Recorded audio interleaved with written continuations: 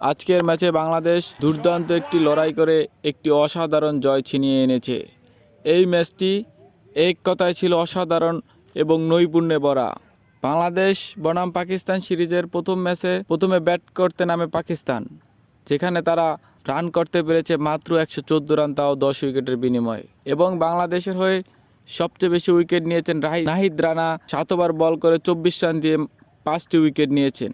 এবং দ্বিতীয় সর্বোচ্চ উইকেট নিয়েছেন মেহেদী হাসান মিরাজ, তিনি 10 ওভার বোলিং করে 29 রান দিয়ে 3টি উইকেট নিয়েছিলেন। পাকিস্তানের কোনো ব্যাটসম্যানই বাংলাদেশের এই ভয়ঙ্কর বোলারদের বিপক্ষে দাঁড়াতে পারেনি।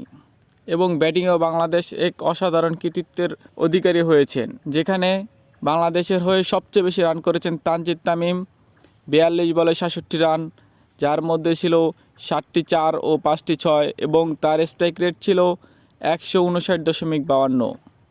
এবং দ্বিতীয় সর্বোচ্চ রান করেছেন নাজমুল হোসেন শান্ত, যিনি 33 বল খেলে 27 রান করেছেন। বাংলাদেশ ম্যাচটি খুব সহজেই জিতে নিয়েছে।